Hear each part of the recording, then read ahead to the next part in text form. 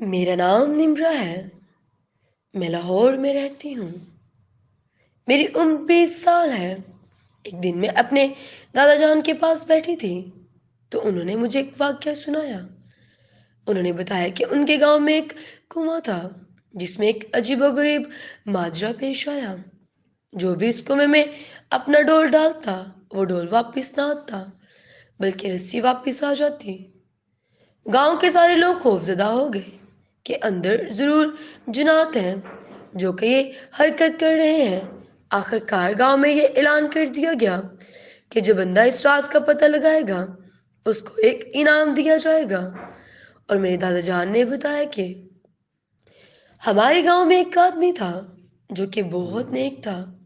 اس نے کہا کہ مجھے انعام کی کوئی ضرورت نہیں، میں بغیر کسی انعام کے ہی گاؤں والوں کی مصیبت کو ازالے کے لیے یہ قربانی دینے کو تیار ہوں، مگر ایک شرط پہ۔ وہ یہ شرط ہے کہ میں کنویں میں اس وقت اتروں گا جب رسا پکڑنے والوں میں میرا بھائی بھی شامل ہوگا۔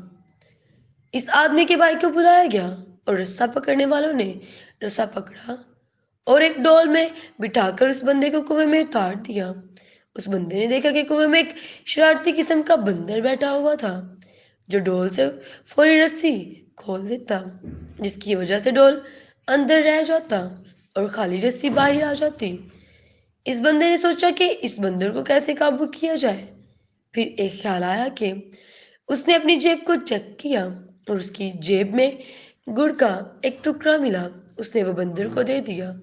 یہ بندر اس بندے سے مانوس ہو گیا اور بندے نے موقع غنیمت جانتے ہوئے اس بندر کو کندھے پر بٹھا لیا اور نیچے سے زور زور سے رسا ہلانے لگا۔ گاؤں والوں نے رسا کھینچنا شروع کیا اور جو ہی ڈول اندھیرے سے روشنی میں آیا تو وہ لوگ بندر کو دیکھ کر ڈر گئے۔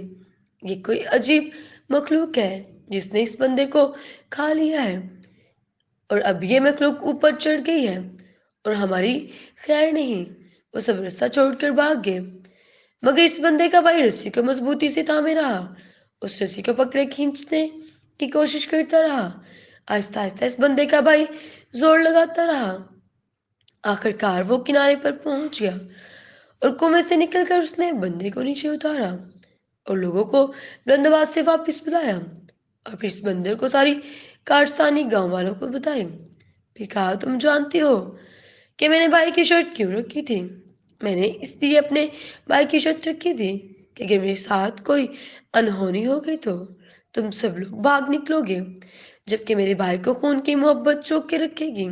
یاد رکھیں، کوئی لاکھ اچھائی کرے مگر خونی رشتے آخر کار خون کے ہی ہوتے ہیں، اس لیے ان کی قدر کیا کریں۔ اللہ حافظ۔